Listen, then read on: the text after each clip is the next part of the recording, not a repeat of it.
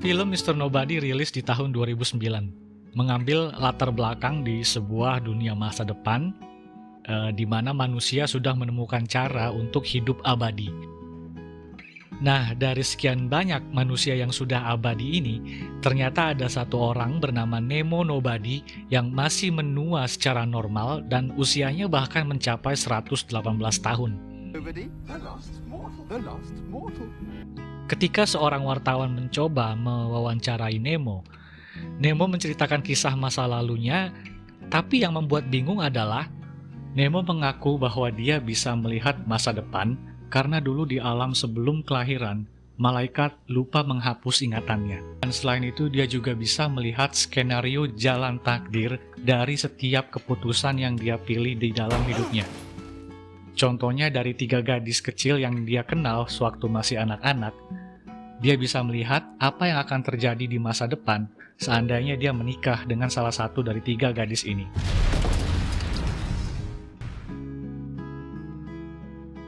Hal yang sangat menarik dari film ini adalah bagaimana penulisnya menggunakan teori-teori sains untuk membangun jalan cerita yang lumayan mind-blowing. Mr. Nobody menceritakan tentang chaos theory, butterfly effect, dan paradox of choice.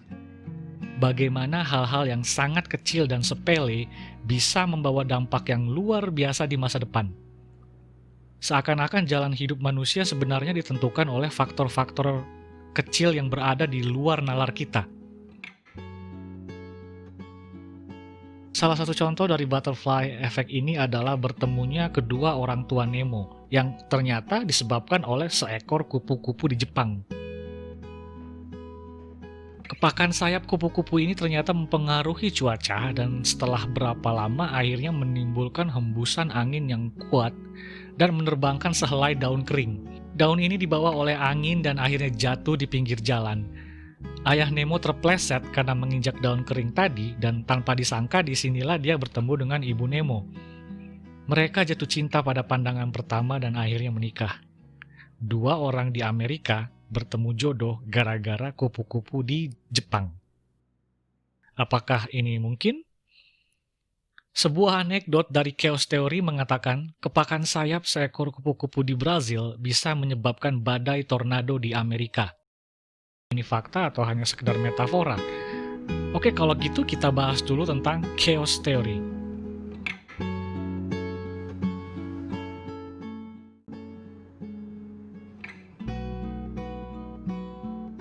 Pada tahun 1963, seorang ahli matematika bernama Edward Lorenz berusaha untuk membuat prediksi cuaca dengan menggunakan formula matematika.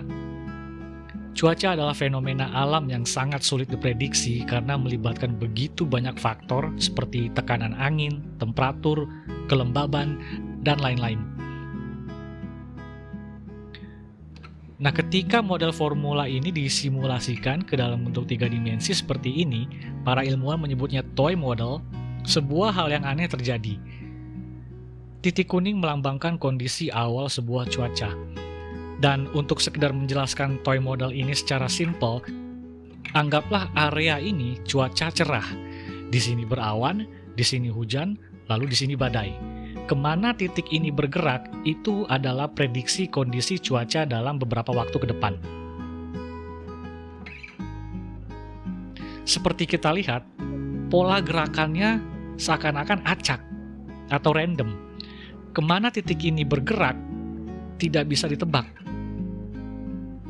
Jadi cuaca itu benar-benar sebuah fenomena alam yang sangat sulit untuk diprediksi. Lorenz meneliti lebih jauh dan melakukan perbandingan dengan menggunakan 2 titik atau 2 kondisi awal yang hampir berhimpitan dengan nilai yang hampir sama. Katakanlah selisih antara posisi biru dan hijau ini hanya sekitar 0,000001. Sangat tipis. Tapi dari perbedaan yang sangat kecil ini, sebuah hal yang luar biasa terjadi. Ketika kedua titik ini dibiarkan terus-menerus melaju, meski di awal keduanya terlihat bergerak di lintasan yang sama, tapi pada saat tertentu, salah satu titik itu bergeser dari koordinat awalnya. Meskipun pergeserannya hanya sangat sedikit, Lama-kelamaan pergeseran kecil tadi menyebabkan jalur lintasan kedua titik menjadi benar-benar berbeda.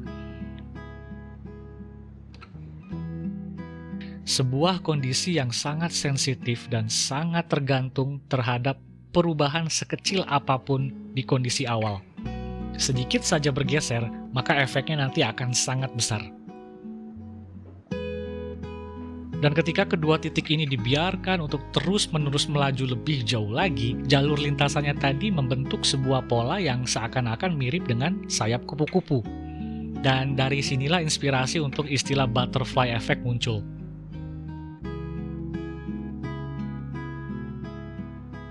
Ini juga menandakan bahwa mustahil bagi manusia untuk bisa membuat prediksi yang akurat atas sebuah sistem yang sangat kompleks seperti cuaca.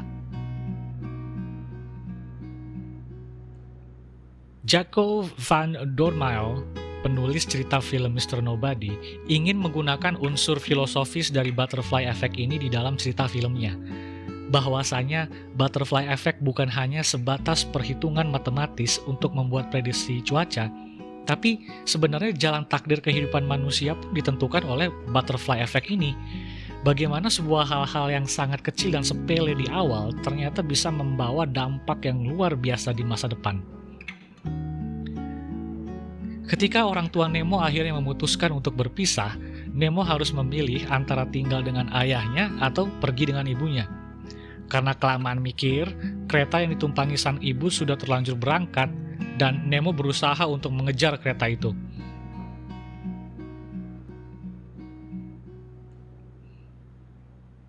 Sayangnya beberapa bulan sebelum kejadian ini, di sebuah pabrik sepatu, pemilik pabriknya berbuat curang. Dia dengan sengaja membeli tali sepatu berkualitas rendah yang mudah putus, tapi dengan harga yang jauh lebih murah, untuk mengurangi biaya produksi. Tanpa disangka, Nemo ternyata membeli salah satu sepatu itu. Dan ketika dia berusaha berlari mengejar kereta, tali sepatu itu putus. Karena berlari dengan sebelah sepatu, Nemo gagal mengejar kereta tersebut dan akhirnya dia harus tetap tinggal bersama ayahnya. Kejadian ini akan membawa jalan takdir yang berbeda untuk kehidupan Nemo di masa yang akan datang. Semua nasib Nemo akan berujung tragis hanya gara-gara tali sepatu. Tapi kita akan bahas ini di konten selanjutnya. Kesimpulan yang bisa gue tarik dari film ini adalah semua kejadian dalam alam semesta ini mungkin terjadi akibat butterfly effect. Perang Dunia Pertama nggak akan terjadi kalau supir Pangeran Ferdinand nggak salah milih jalan. Prancis mungkin udah jadi negara superpower melebihi Amerika seandainya dulu Napoleon nggak maksain pergi perang padahal lagi kena wasir. Semua kekacauan akibat virus COVID-19 yang kita alami sekarang dimulai hanya dari satu sel virus yang berhasil bermutasi.